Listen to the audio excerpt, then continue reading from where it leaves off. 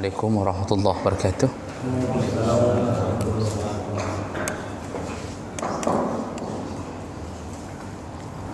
Alhamdulillah rabbil alamin. Wa bihi nasta'in ala umuri dunya waddin. Asyhadu an la ilaha illallah wahdahu la syarika lah wa asyhadu anna Muhammadan abduhu wa rasuluhul karim. Allahumma salli wa sallim ala nabiyyina wa sayyidina Muhammadin wa ala alihi wa ashabihi ajma'in. Amma ba'd. Rabbi shrah li sadri wa yassir li amri wa hlul 'uqdatam min lisani yafqahu qawli. Segala puji bagi Allah, kemudian salawat dan salam kepada Rasulullah, pada keluarga dan seluruh sahabat-sahabatnya.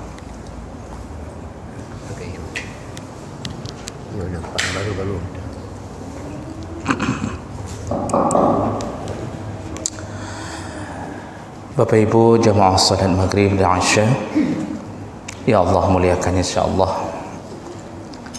Di pertemuan kita sebelumnya kita sedang membahas tentang sujud sahwi, dan kita sedang membahas perkara-perkara yang menyebabkan sunnah melakukan sujud sahwi.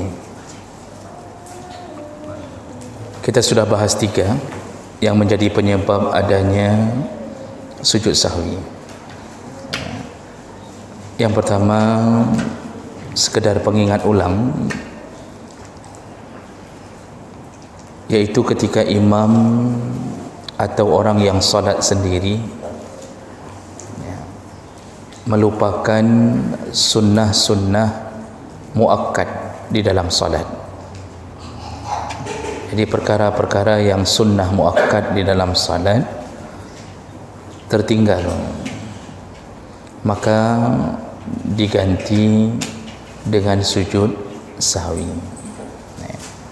Seperti duduk tasyahud awal, bacaan dalam tasyahud awal, kemudian bersolawat kepada Nabi di tasyahud awal, dan bersalawat kepada keluarga Nabi di tasyahud akhir. Ini termasuk yang menyebabkan disunnahkannya sujud sahwi. Kemudian penyebab kedua, sujud sahwi itu disuruh ketika kita memindahkan rukun qauli atau rukun yang bentuknya ucapan bukan pada tempatnya. Seperti seseorang membaca Al-Fatihah bukan ketika berdiri, dia membaca Al-Fatihah ketika duduk atau sujud, yang intinya dia memindahkan rukun qauli bukan pada tempatnya, dan itu dilakukan dalam keadaan lupa. Maka hendaknya sebelum salam melakukan sujud sahwi. Kemudian yang ketiga yang sudah kita bahas, yaitu sujud sahwi juga bisa disunnahkan untuk dilakukan apabila kita memanjangkan rukun yang pendek, seperti memanjangkan i'tidal atau duduk di antara dua sujud dalam keadaan tidak sengaja. I'tidal itu rukun pendek, dia bacaannya pendek, boleh ditambahkan selain daripada Rabbana lakal hamd, boleh ditambahkan mil'us samawati wa mil'ul ardi dan seterusnya. Namun ada orang yang membaca i'tidal dengan berbagai macam doa sehingga sudah membaca seukuran seperti membaca Al-Fatihah. Kalau itu dilakukan dalam keadaan lupa, jadi berdiri waktu i'tidal dalam keadaan lupa terlalu lama, maka disuruh melakukan sujud sahwi. atau duduk di antara dua sujud terlalu lama. Sebenarnya duduk di antara dua sujud ini kan bacaannya cuma singkat, Rabbighfirli warhamni wajburni warfa'ni dan seterusnya, cuma itu bacaannya. Tapi ada orang yang kemudian memanjangkan bacaan sehingga duduk di antara dua sujud terlalu lama. Ini kalau dilakukan tidak sengaja, maka disuruh sujud sahwi sebagai pengganti kekhilafan itu. Tapi kalau dilakukannya dengan sengaja, batal salat. Sengaja berlama-lama waktu i'tidal, sengaja berlama-lama waktu duduk di antara dua sujud. Ini bukan enggak bisa diganti dengan sujud sahwi, Pak. Tetapi harus mengganti salat, batal salat, karena melawan apa yang telah dituntun oleh Nabi SAW. Ya, itu rukun-rukun pendek, tidak boleh dipanjangkan. Baik, berikutnya yang menyebabkan adanya sujud sahwi yaitu asyakku fi ziyadah. Ketika terjadi keraguan-raguan menambahkan sesuatu di dalam salat yang tidak disuruh bertambah. Contoh, ketika seseorang menambahkan rakaat salat dalam keadaan tidak sengaja, jadi rakaatnya menjadi 5 rakaat, tapi dia tidak sengaja, betul-betul lupa. Teringatnya diingatkan orang pun, atau disubhanallahkan oleh makmum. Jadi makmum mengucapkan subhanallah, subhanallah, berarti sudah 5 rakaat. Kita sudah pernah kasih tahu Bapak, kalau makmumnya yakin itu naiknya imam adalah rakaat kelima, maka makmum kalau ingin solatnya sah, pilihannya 2, yaitu yang pertama duduk, jangan ikut ke rakaat kelimanya imam, jangan ikut bersama imam untuk naik ke rakaat kelima.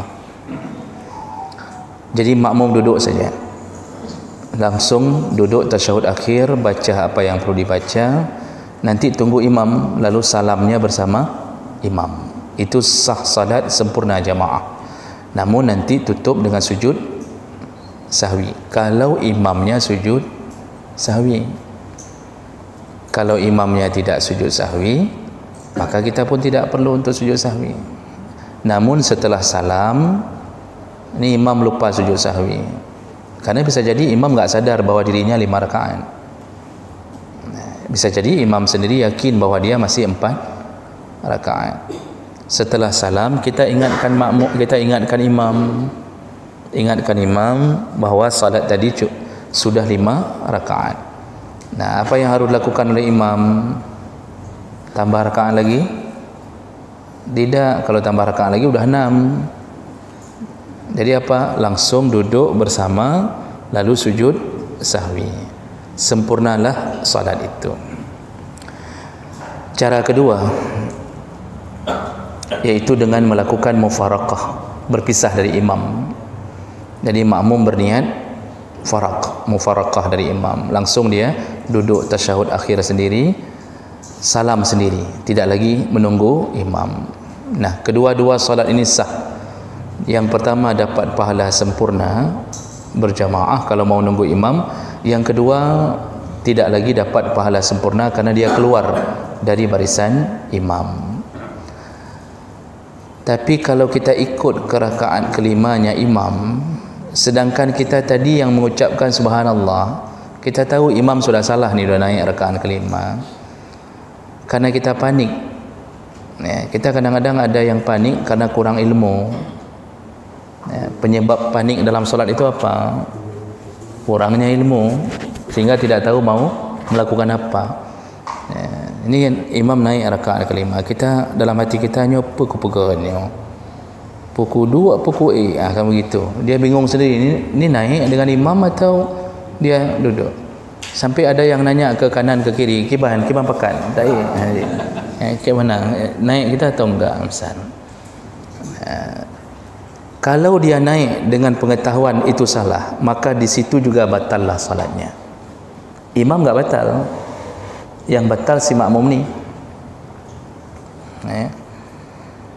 Kenapa? Karena sudah tahu itu salah, diikuti. Ini prinsip hidup, Pak. Sudah tahu pemimpin salah, kita ikut, maka kita pun tercebur ke dalam nerakanya pemimpin. Hati-hati bagi tim ses yang pemimpinnya salah tapi tetap ngotot untuk menjilat-jilat pemimpin.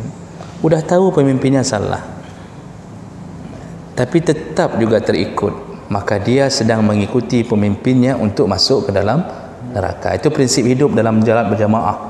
Maka enggak boleh naik ke rakaat kelima dengan yakin bahwa ini sudah salah, walaupun imamnya enggak merasa bersalah.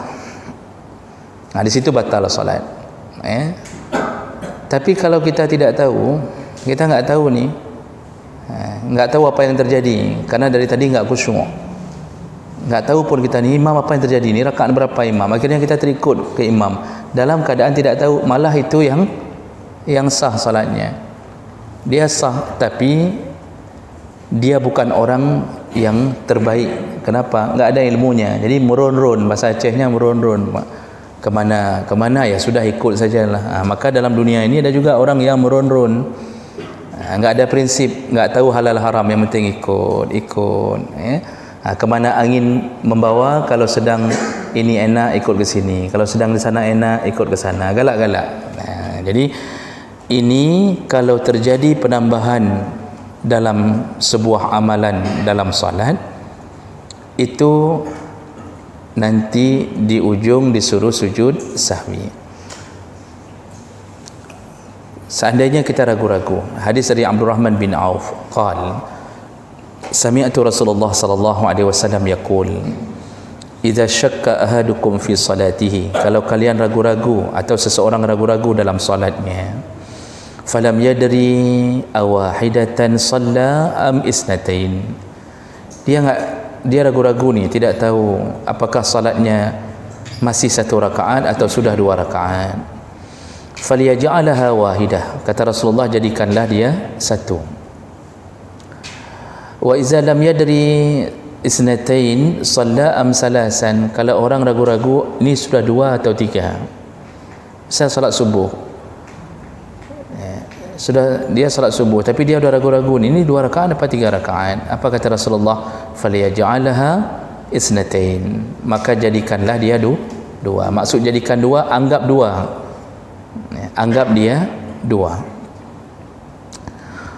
Wa iza lam yadri salasan shalla am arba'an, kalau seseorang ragu-ragu apakah dia sudah salat tiga atau empat, faliyaj'alaha salasan, maka anggap itu tiga. Summa yasjud iza farigha min salatihi wa huwa jalis qabla ayusallim sajadatin. Kalau sudah begitu, ni ragu-ragu ni, kayaknya sudah bertambah rakaat ni, apa empat apa lima, maka di saat itu anggap empat, ambil bilangan terkecil, lalu kemudian sujudlah, kata Rasulullah, sebelum salam.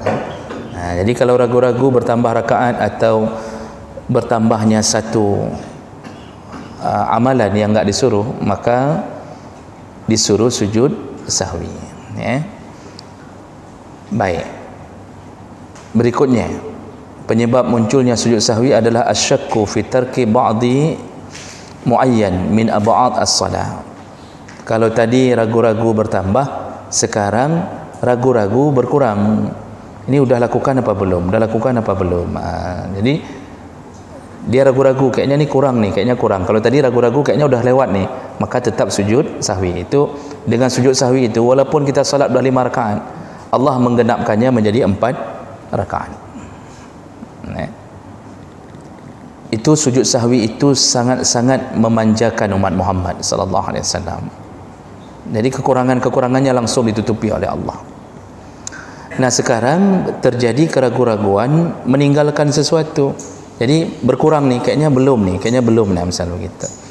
Contohnya, ka'an syakka fi tarkil qunut li ghairin nazilah atau tarki ba'duhum mubham ghaira muayyan ka'an lam yadri hal taraka al-qunut aw as-salat 'ala an-nabi fil qunut. Nah, ini misal dalam mazhab Syafi'i kita tahu salah satu yang disunnahkan adalah qunut. Nah, orang ini ragu-ragu apakah sudah qunut atau belum. Maka di saat keraguan itu terjadi, maka itu yang menjadi penyebab menggantikan qunut itu dengan sujud sahwi. Ini dalam bentuk meninggalkan sunnah-sunnah di dalam salat. Jadi kalau ini ada tadi, kalau meninggalkan rukun itu enggak boleh sujud sahwi langsung, tambah dulu satu rakaat. Ini misal kita begini, ini ada Al-Fatihah ada Al-Fatihah atau tidak? Berarti yang ditinggalkan rukun. Ini tadi ada sujud apa enggak nih yang kedua? Kita dah mulai ragu nih dalam salat. Kalau yang kita ragu-ragu tinggalkan itu bentuknya rukun, itu enggak boleh langsung sujud sahwi, harus tambah dulu sebelum salam satu rakaat, naik dulu satu rakaat, mengganti rukun tadi, baru sujud sahwi sebelum salam. Tapi kalau meninggalkan yang sunnah, ini ada kunut enggak? Ini contoh dalam mazhab Syafi'i, ada kunut enggak tadi? Ada kunut tidak? Di situ berlakunya sujud sahwi tanpa harus mengganti kunut tadi. Namun bagi mazhab Hanafi dan Hambali yang mengatakan tidak disunnahkan kunut, yang dalam masalah itu enggak ada masalah, enggak usah sujud sahwi pun, dia sesuai dengan prinsip dari yang dipegang oleh mazhab tersebut. Sebenarnya sederhana, mudah, sederhana. Cuma kadang-kadang kita saja yang ingin merepot-repotkan diri dengan mempermasalahkan hal-hal kecil menjadi besar. Artinya prinsipnya sederhana. Yang enggak kunut, kakak baik kunut, anak bopuk. Yang mau kunut, ya silakan kunut. Namun ketika bertemu dengan suatu jamaah yang sedang berkunut, Imam Hambali pun menyuruh untuk menghargai, menghormati. Silakan kunut bersama mereka, kata Imam Ahmad bin Hanbal. Padahal beliau mengatakan enggak ada kunut. Tapi bertemu dengan jamaah atau imam yang berkunut, kata Imam Ahmad, berkunutlah bersama mereka. Dan ketika kita yang berkunut bertemu dengan mazhab, dengan imam yang tidak berkunut, maka tidak disuruh kunut sendiri di belakang, Pak. Enggak disuruh itu kunut sendiri di belakang, enggak disuruh. Jadi enggak usah kunut, diam saja, ikut saja imam tadi. Nanti baru di belakang disunnahkan untuk sujud sahwi sendiri, dan ini yang akan bertemu ke depan. Jadi itu dulu yang pertama tadi, meninggalkan sesuatu yang sunnah dalam solat itu menyebabkan munculnya sujud sahwi. Tapi kita harus tahu mana rukun, mana sunnah. Jangan sujud sahwi semua, nanti kita padahal yang kita tinggalkan rukun. Seperti kalimat at-tahiyatul, tahiyat dan salawat kepada Nabi di tasyahud akhir, itu rukun. Kadang-kadang kita tinggalkan tahiyat itu enggak sempurna kita baca, karena ada orang yang baca salat itu enggak merasuki di dalam ruh salatnya. Jadi bacanya tahiyatul barakatuh salawatu assalamualaikum la ilaha illallah, gitu-gitu bacaannya. Itu sebenarnya sudah meninggalkan tahiyat. Bersalawat juga begitu, Allahumma shalli ala Muhammad kama shallaita ala Ibrahim wa ala Ibrahim itu salawat itu bahaya itu, Pak, karena itu rukun dalam tasyahud akhir, sunnah dalam tasyahud awal. Makanya bacanya harus tenang itu. At-tahiyatul. Orang baca banyak salah, at-tahiyatul. Salah at-tahiyatul. At-tahiyatul mubarakatus salawatut thayyibatu lillah. Itu tenang bacanya. Jadi betul-betul jangan sampai terlewatkan kalimat demi kalimat. Itu kalimat rukun tu. Terlewatkan, maka harus ganti satu rakaat. Kalau seandainya sudah salam. Tapi kalau sebelum salam dia boleh balik untuk menyempurnakan kalimat itu. Jadi harus tahu mana rukun, mana sunnah. Jangan sampai kita sujud sahwi tanpa mengganti rukun. Batal solat semuanya. Disitulah bedanya orang berilmu dengan orang tidak berilmu. wallazina utul ilma darajat. Di sisi Allah selalu yang menuntut ilmu tetap derajatnya lebih tinggi di dunia dan di akhirat. Orang yang menuntut ilmu agama tetap derajatnya lebih tinggi. Kita boleh kerja di manapun, tapi yang membedakan kita adalah pengetahuan kita tentang agama, karena kita pulang kepada Allah dengan agama. Tidak akan ada pertanyaan kimia, tidak akan ada pertanyaan fisika. Yang ditanya agama itu hanya urusan dunia untuk bisa hidup, walaupun orang hari ini menjadikannya sebagai tujuan hidup. Nah, di sini Bapak Ibu yang Allah muliakan, maka harus semangat menuntut ilmu itu, semangat, karena kita dikelilingi oleh malaikat dan didoakan oleh malaikat. Seperti duduknya kita Pak ini kita didoakan dan dikelilingi oleh malaikat. Ini malaikat mengelilingi kita, dan malaikat tahu kita sedang membicarakan mereka. Baik, berikutnya, perkara berikutnya yang menyebabkan munculnya sujud sahwi atau disunnahkannya sujud sahwi, yaitu al-iqtida biman fi salatihi khilal. Juga disunnahkan sujud sahwi kalau mengikuti imam yang punya perbedaan pandangan dengan kita, walau fi i'tiqadil ma'mum kal iqtida biman tarakal qunut fi subuh. Ini contoh yang saya bilang barusan. Kita punya prinsip berkunut. Dari kecil belajarnya kitab-kitab Syafi'i semua suruh kunut. Kan dari semua kitab Syafi'i itu suruh kunut subuh. Mulai dari kitab Fardu Ain, kitab 8, Matan Takrib, Bajuri, I'anah, seterusnya. Itu semuanya dalam mazhab Syafi'i memang menyunnahkan kunut. Semua ulama Syafi'i tidak ada yang berbeda pendapat dalam masalah itu. Imam Malik juga menyunnahkan kunut. Imam Hanafi dan Imam Hanbali yang tidak menyunnahkan kunut. Nah, ketika kita berprinsip kunut subuh, lalu tiba-tiba berimam kepada yang meninggalkan kunut subuh, pas kita salat satu masjid, rupanya imamnya tidak berkunut dan tidak ada yang mengucapkan subhanallah, menunjukkan berarti di situ memang komunitasnya tidak berkunut.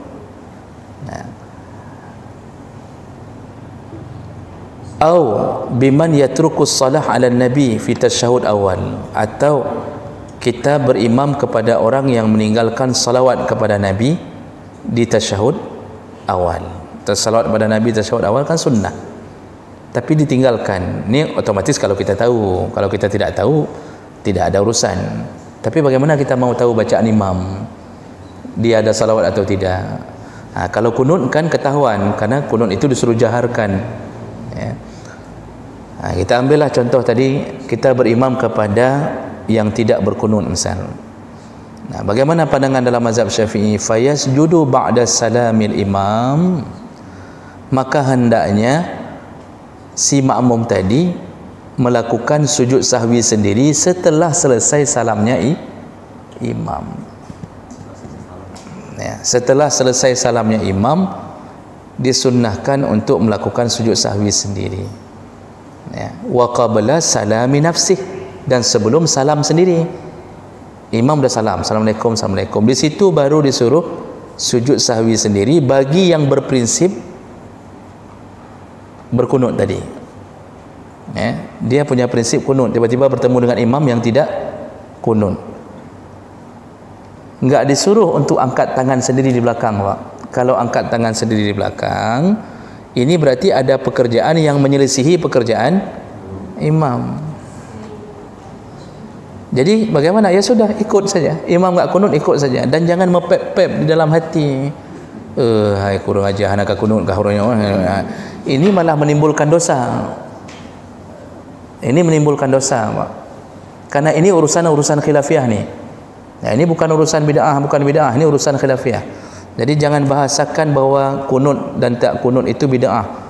Ini ada yang terlalu berani maju, terlalu berani, sehingga lupa mana khilaf, mana khilafiyah, mana bid'ah.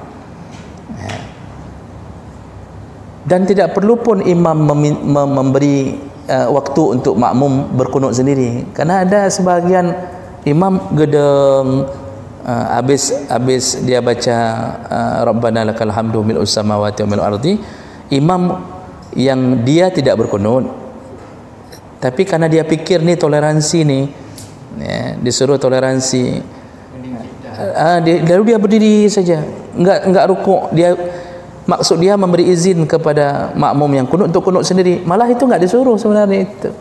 Ini berarti sudah ada komunikasi antara imam dengan makmum, malah itu bisa membatalkan salat. Ya, enggak disuruh yang begitu itu. Jadi imam lagi roju, imam enggak kunut, ya sudah seperti salat saja. Makmum ikuti imam, kalau tidak kunut. Nanti sujud sahwi sendiri setelah imam salam. Kita kan belum salam, kita sujud sahwi sendiri bagi yang merasa ini kayaknya kurang nih, kita nggak ada kunut nih imamnya. Selesai di situ urusannya. Dan Bapak Ibu yang Allah muliakan, kalau ini dijalankan dengan ilmu, sebenarnya siapapun yang sedikit berbeda pandangan dengan kita nggak ada masalah, itu tetap menjadi saudara kita. Hari-hari tetap saudara kita. Cuma kita seperti saya bilang tadi, kadang-kadang hal kecil begini menjadi penyebab untuk bermusuhan. Seakan-akan boleh dan halal memusuhi orang yang berbeda pandangan dengan kita. Padahal tidak, itu bukan menjadi dasar kebolehan bermusuhan. Ya, tetap sahabat seperti biasa. Masalah beda pandangan ya biasa. Memang mau hidup tanpa beda pandangan? Ada apa cerita sepanjang sejarah kita bisa hidup tanpa berbeda pandangan? Nggak ada itu. Mustahil. Kita dilahirkan oleh mamak kita. Darah ayah dan mamak kita di dalam darah kita. Apakah kita semua setuju dengan semua pandangan mamak kita dan bapak? Enggak. Itu saja berbeda. Dengan istri sebantal berdua. Ya, kita bantal di kepala, dia juga bantal, tapi sekasur berdua setiap malam, setiap hari, tapi tetap berbeda pandangan. Maka apalagi kita yang bertemu cuma 5 waktu datang berjamaah, beda-beda ilmu, yang nyomorno bak gurenyan, yang nyomorno, itu biasa terjadi. Yang tidak biasa apa? Memberi informasi untuk memprovokasi. Jadi gurunya yang mengatakan bahwa nyan menyomrempok dengan fulan, nyan lebih buiji daripada bui. Itu bahasanya kadang-kadang. Ini yang bui itu si guru ini sebenarnya. Jadi ini yang membuat umat hari ini sensitif karena diprovokasi oleh gurunya. Ini jadi masalah apa? Ini kita menyebabkan dosa ini. Jadi disuruh benci kepada orang yang berbeda pandangan. Itu kalau kita lihat di YouTube, Pak, kelompok-kelompok yang muncul hari ini itu begitu mudahnya mengatakan jangan silaturahim ke fulan, itu bukan orang kita. Jangan ngaji di ustaz fulan, itu bukan ustaz kita, tidak cocok dengan manhaj kita. Itu juga model sama model. Jadi memusuh-musuhi, padahal dia mengatakan itu beda pendapat, nggak ada masalah, cuma beda pendapat saja, kita ikuti, itu aman insya-Allah. Kita nggak jatuh ke dalam dosa. Hati-hati Pak dalam urusan ini. Jadi ada orang yang sudah bertaubat tapi pindah ke dosa yang lain. Dia sudah taubat dari zina, taubat dari judi, taubat dari sabu-sabu, tapi ketika masuk ke dalam kelompok tertentu malah pindah ke dosa yang lain. Dosa hati, sudah mulai cepat memusuhi orang karena merasa bukan kelompok dia. Apa gunanya taubat? Hanya pindah dosa. Ini yang perlu kita fikirkan. Jadi kunut itu muncul juga salah satunya dalam mazhab Syafi'i ketika mengikuti imam yang meninggalkan yang kita punya prinsip bahwa itu sunnah, termasuk meninggalkan kunut. Jadi boleh berkunut sendiri di belakang, tapi selesai salamnya imam. Enggak boleh kunut kalau imam belum salam. Jadi selesai salamnya imam, sebelum kita salam kunut dulu sendiri, dibolehkan. Baik. Disuruh sujud sahwi. Disuruh kunut apa sujud sahwi saya bilang tadi? Disuruh sujud sahwi. Suruh sujud sahwi ya. Nanti di kameranya gitu Pak, yang salah-salah ya. Sudah disuruh sujud sahwi sebelum salamnya setelah salamnya imam dan sebelum kita salam sendiri. Berikutnya, wa in taraka sunnah ghaira maqsudah katakbiran wa tasbihan wal jahar wal israr wat tawarruk wal iftirash wa ma ashbahaha lam yasjud. Ini sekarang informasi penting. Tapi kalau yang ditinggalkan bukan sunnah muakkad, artinya bukan sunnah maksudah. Maksudah itu yang sudah memang proseduralnya tidak boleh ditinggalkan, lebih baik tidak ditinggalkan. Tapi kalau yang tertinggal itu dalam solat bukan sunnah yang maksudah, yang kuat, yang penuh prosedural, seperti meninggalkan takbir intikal, lupa takbir waktu rukuk, lupa takbir, naik dari rukuk lupa mengucapkan sami Allahu liman hamidah, lupa. Atau terucap bukan sami Allah, terucap takbir juga. Atau tasbihat, lupa membaca subhana rabbiyal a'la, lupa membaca subhana rabbiyal azimi. Ini bukan sunnah maksudah, bukan sunnah yang tegas disuruh dalam solat. Atau wal jahar wal israr, kita lupa untuk membesarkan suara di waktu solat jahar. Atau di waktu salat sir kita malah besarkan suara. Salat duhur kita baca keras, kita fikir salat maghrib. Ni kan hang ni. Salat duhur dipikir salat maghrib, dia besarkan suaranya. Alhamdulillah. Itu kan terjadi kesalahan, bisa saja terjadi. Mumang, ya. Mumang begitu, mungkin baru bangun tidur. Atau dia meninggalkan tawarruk wal iftirash, dia meninggalkan cara duduk tawarruk. Dia duduk tasyahud awal, dia duduk tapi tidak iftirash, tidak duduk seperti yang disuruh Nabi, tidak duduk iftirash. Atau dia duduk tasyahud akhir, dia duduk cuma tidak duduk tawarruk, tidak duduk seperti yang sering kita lakukan, gaya duduknya sedikit berbeda. Nah, ini meninggalkan yang sunnah begini, lam yasjud, tidak perlu sujud sahwi, tidak perlu sujud sahwi, walaupun dia meninggalkannya dalam keadaan lupa. Kan sering Pak, kadang-kadang begini, kita datang bermakmum, lalu kita pikir sudah selesai solat, artinya kita pikir itu rakaat terakhir, sehingga kita salah duduk, kita salah duduk, rupanya naik lagi imam rupanya. Kita tadi salah duduk, kita duduknya dengan duduk model duduk tahiyat akhir, salah duduk sampai mau salam, rupanya naik lagi, misal contohnya, karena mungkin kita tahu banyak masalah, kredit belum selesai, banyak masalah, SPP anak belum, Pak. Kemudian kita juga sedang mencari-cari cara untuk bisa memenangkan di 2024. Jadi banyak sekali masalah, sehingga salah duduk, Pak.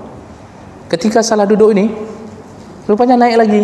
Kita kan udah salah nih duduk, sebenarnya duduk iftirash, kita duduknya tawarruk. Contohnya, apakah harus sujud sahwi gara-gara salah itu?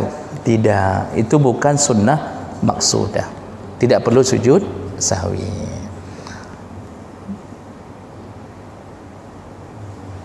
Baik, berikutnya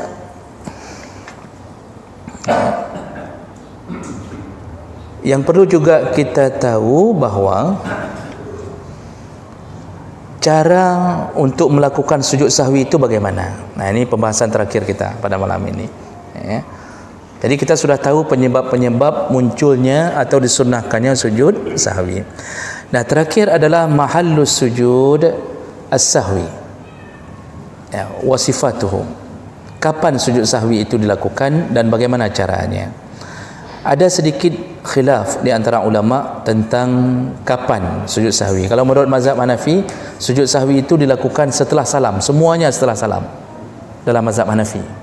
Dan juga itu berdasarkan hadis Nabi yang dipegang oleh mazhab Hanafi dari Ibnu Mas'ud radhiyallahu anhu. Jadi imam-imam mazhab ini waktu memutuskan satu perkara itu semuanya sandarannya ke hadis. Tapi kenapa kok bisa beda-beda? Nah, disitulah perlu belajar usul fiqh. Hadis itu kadang-kadang ada yang sampai ke satu imam, tidak sampai ke imam yang lain. Dulu kan nggak ada Google, nggak ada WA, nggak ada Facebook untuk memberitahu dengan cepat. Makanya kadang-kadang ada hadis sampai ke Imam Hanafi, tidak sampai ke imam yang lain. Atau ada hadis yang dianggap oleh Imam Hanafi sahih, dianggap oleh imam lain tidak sahih, sehingga yang satu pakai ini, yang lain meninggalkannya. Atau ada beberapa versi hadis dalam satu perkara. Seperti kunut. Itu kenapa terjadi perbedaan? Karena ada beberapa versi. Ada versi yang mengatakan sahabat bertanya kepada salah seorang tabi'in bertanya kepada ayahnya, engkau dulu pernah solat bersama Nabi, Abu Bakar, Umar, Utsman, Ali, adakah mereka berkunut? Langsung si ayah mengatakan bahawa innaha bid'ah, itu tidak pernah terjadi di masa Rasulullah. Tapi Imam Syafi'i waktu menawarkan memaparkan hadis-hadis, ternyata ada hadis lain. Ketika ditanya kepada salah seorang sahabat mengatakan, tidak pernah kulihat Rasulullah meninggalkan kunut sampai dia meninggal dunia, hatta faraqat dunia, tidak pernah kulihat dia meninggalkan kunut. Kan berarti dalam satu masalah ada beberapa versi hadis. Maka disinilah timbul khilafiyah. Jadi yang khilafiyah ini biasa saja, ya. Yang traktir tetap traktir, duduk ngopi bersama, ya. Jadi baik riuh-riuh, baik kacau kampung gara-gara budnian, ya. Orang yang enggak solat santai saja, Pak. Tu yang di luar tu yang enggak solat-solat tu, lihat, ada santai saja, ada ribut-ribut mereka ada ribut masalah kunut. Memang enggak solat, apa ribut-ribut masalah kunut? Mereka bersatu padu, ya. Hidup mereka bersatu padu, ya, betul-betul dalam kekuatan untuk bersama. Kita yang salat bacut mencukeh kan bengeh dia, tidak cocok kan bengeh dia, Pak. Aneh, ini aneh. Makanya aneh juga saya kalau melihat ada pengajian yang selalu memanas-manasi jamaah. Itu aneh juga itu. Ini guru atau siapa ini sebenarnya? Atau provokator? Betul. Ini enggak betul itu yang begitu-begitu itu. Baik. Jadi ada sedikit perbedaan. Kalau Imam Hanafi mengatakan semua sujud sahwi itu dilakukan setelah salam. Kalau Imam Malik mengatakan kalau bertambah, misal tambah 5 rakaat, berarti sujud sahwinya setelah salam.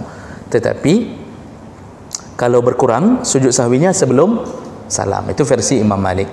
Kalau Imam Syafi'i semuanya sebelum salam, kecuali lupa sebelum salam, baru lakukan setelah salam. Jadi Imam Syafi'i berpendapat juga semuanya berdasarkan hadis, Pak. Saya tidak bacakan lagi satu-satu hadisnya karena terlalu panjang, waktu kita singkat, ya. Kemudian kalau Imam Hambali itu juga hampir sama dengan mazhab Syafi'i. Boleh sebelum salam, boleh setelahnya. Tapi Imam Syafi'i menyuruh sebelum salam, boleh setelahnya kalau lupa sebelum salam. Imam Hambali boleh sebelum, boleh sesudah. Nah, itu perbedaan-perbedaan yang terjadi. Kemudian sujud sahwi itu bagaimana melakukannya? Sujud sahwi itu dilakukan yasjudu sajadatain, sujudnya dua kali. Jadi sujud sekali, kemudian duduk kembali. Dalam duduk ini tidak ada bacaan apapun. Lalu sujud sekali lagi. Nanti bangkit lagi, baru salam kanan, salam kiri. Nah, apa yang dibaca di dalam sujud sahwi ini, ya? Nah, sebahagian orang, ini mazhab Syafi'i ini yang mengatakan ini. Saya ambil dari pandangan mazhab Syafi'i, ya, biar kita lebih yakin, karena ini amalan yang dari kecil sering kita dengarkan. Wa haka ba'dhum annahu yundabu ayaqula fihima subhana man la yanamu wa la yas'u. Jadi sebagian orang meyakini bahwa bacaan dalam sujud itu adalah subhana man la yanamu wa la yas'u, Maha suci Allah yang tidak pernah tidur dan tidak pernah lupa. Itu yang sering diajarkan. Ini mazhab Syafi'i yang mengatakannya. Wa qala ba'dhum, sebahagian yang lain mengatakan adh-dhahir annahu kazikri at-tasbih fi sujudis salah. Sebahagian besar yang lain mengatakan sebenarnya bacaan dalam sujud sahwi itu adalah bacaan dalam sujud salat. Dan pendapat kedua ini lebih kuat daripada pandangan pertama. Nah, jadi sebenarnya dua-duanya boleh, ya, karena ini bacaan ini agak sedikit bebas, namun kita ikut tuntunan. Yang pertama tadi juga berdasarkan keterangan dari salah satu hadis, namun ada yang mengatakan hadis itu dhaif, ya. Yang lebih kuat bacaan dalam sujud itu menurut sebahagian pandangan adalah seperti bacaan sujud di dalam salat. Jadi bacaannya adalah Rabbana lakal hamdu mil'u samawati, mana ada, ya. Subhana rabbiyal a'la, ya, saya hampir baca Allahumma lakasumtu, ya. Yang tingkat paning belum. Jadi itu boleh diulang tiga kali, ya, kata tasbih. Jadi itu lebih kuat pandangan yang kedua ini dibandingkan membaca subhanaman dayanamu wa la yasuhum, ya. Baik. Duduknya seperti duduk tahiyat awal, ya. Sujud sekali, duduk seperti duduk di antara dua sujud, seperti duduk dan duduk iftirash. Duduknya iftirash, Pak. Kaki belakang tetap terangkat, kaki kanan, tapak kaki kanan tetap lurus terangkat. Itu duduk iftirash. Jadi bukan ditidurkan, tetap terangkat. Lalu sujud sekali lagi, baca lagi bacaan dalam sujud tadi, kemudian duduk lagi. Duduknya tetap, kalau itu tahiyat akhir, maka duduknya seperti tahiyat akhir, duduk tawaruk lagi, kemudian Assalamualaikum, Assalamualaikum. Namun kalau mau duduk iftirash pun dibenarkan, itu pun dibenarkan. Nah, bagaimana kalau kita lupa sebelum salam, ingatnya setelah salam, itu langsung duduk seperti tadi saja. Duduk, lakukan lagi seperti tadi, lalu salam ke kanan, salam ke kiri. Selesai sudah. Pekerjaan ringan itu membuat kecewanya syaitan. Betul-betul syaitan kecewa dengan adanya salah satu keringanan yang bernama sujud sahwi. Baik.